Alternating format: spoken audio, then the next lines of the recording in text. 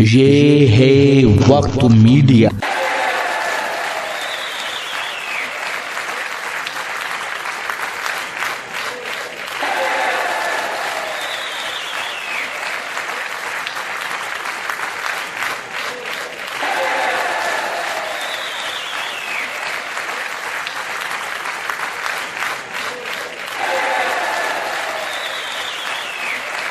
बड़े आदर और सम्मान के साथ भाई खालिद सुल्तानपुरी जी को आपके बीच चार पंक्तियों से आमंत्रित करना चाहता हूं कि सदा जयकार भारत की सवेरे शाम ही निकले, सदा जयकार भारत की सवेरे शाम ही निकले, जुबान से हिंद हिंदुस्तान आठों याम ही निकले और हिफाजत देश की करते हुए कुर्बानियां देते, मेरी हो श्वास जब अंतिम उन्हीं का नाम ही निकले, मेरी हो श्वास जब अंतिम उन्हीं का नाम ही नहीं। शहीदों के नाम पर इतनी कमजोर तालियां नहीं होनी चाहिए, जोरदार तालियों से आप सुने भाई खालिद सुल्तानपुरी जी।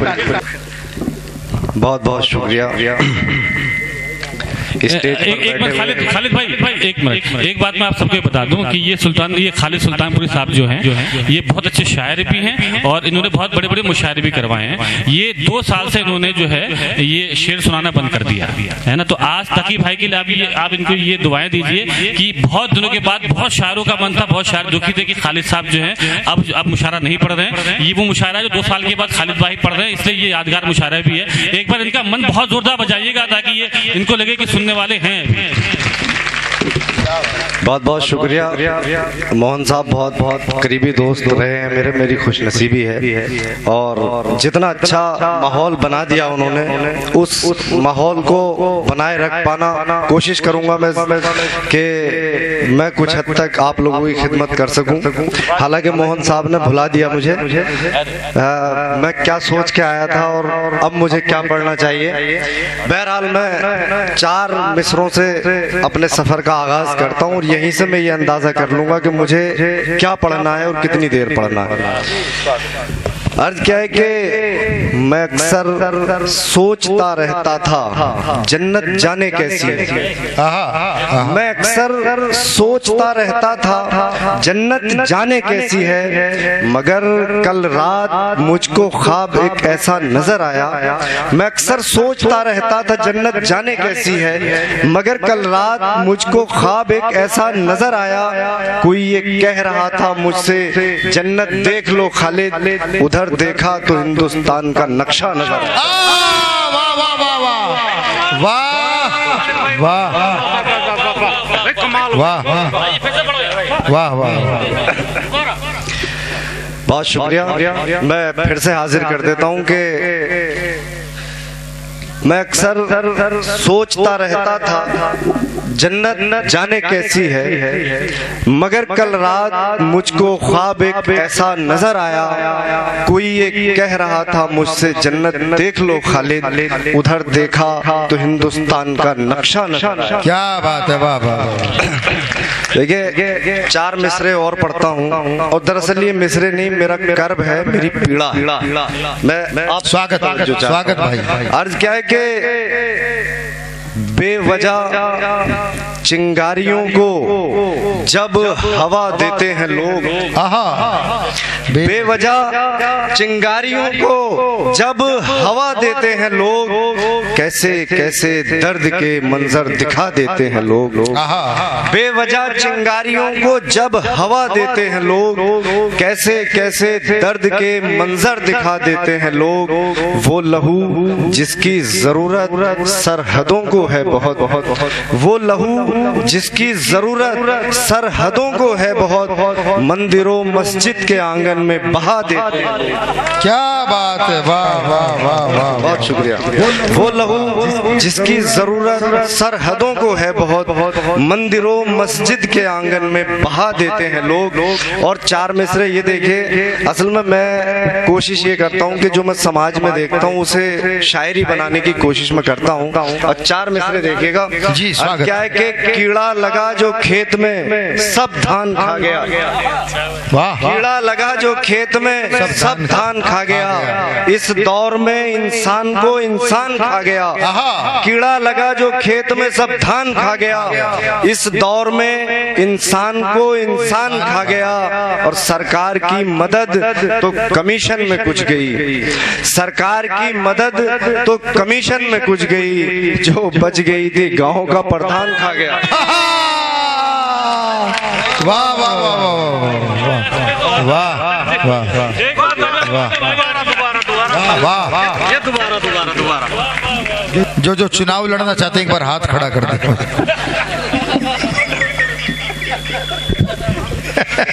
एक कीड़ा लगा जो खेत में सब धान खा गया, इस दौर में इंसान को इंसान खा गया। सरकार की मदद तो कमीशन में कुछ गई, जो बच गई थी गांव का प्रधान खा गया। और चार मिसरे सामने पुलिस के जवानान बैठे हुए हैं, उनसे माजरत के साथ मैं चार मिसरे पढ़ता हूँ जो अहदे हाजिर की सच्चाई हैं, मैं उन्हें अपनी शायरी बनाता हूँ। मोहन साहब सुनिएगा, ध्यान से पढ़ना। आज क्या है कि FIR उसने लिखा दी तो क्या हुआ, FIR उसने लिखा दी तो क्या हुआ, माले हराम में से जरा माल बट गया। FIR उसने लिखा दी तो क्या हुआ, माले हराम में से जरा माल बट गया। तफ्तीश में वो खेल हुआ फर्दे जुर्म से, देते ही 1 लाख मेरा नाम कट गया। वाह वाह वाह वाह। तफ्तीश में वो खेल हुआ फर्दे जुर्म से, देते ही 1 लाख मेरा नाम कट गया। भाई साहब ये इनकी व्यक्तिगत राय है, खाकी वर्दी वालों से कह रहा हूँ, ये बाकी कवियों का इसमें कोई लेना देना नहीं। ये जी चार मिसरे और ये देख लें और इससे आपको ये अंदाजा हो जाएगा। दोबारा नहीं भाई साहब, FIR एक बार कटेगी दोबारा नहीं कट सकती। चलिएगा, चार मिसरे सुन लें जी। धरना दिया है आपने सरकार के खिलाफ, धरना दिया है आपने सरकार के खिलाफ, खतरे में जान डाल दी अमनो अमान की। धरना दिया है आपने सरकार के खिलाफ, खतरे में जान डाल दी अमनो अमान की। बुलडोजरों का क्या पता किस ओर चल पड़े, बुलडोजरों का क्या पता किस ओर चल पड़े। अब खैरियत मनाइए अपने मकान की। बुलडोजरों का क्या पता किस ओर चल पड़े, अब खैरियत मनाइए अपने मकान की। आइए मतलब और एक शेर पढ़ता हूँ।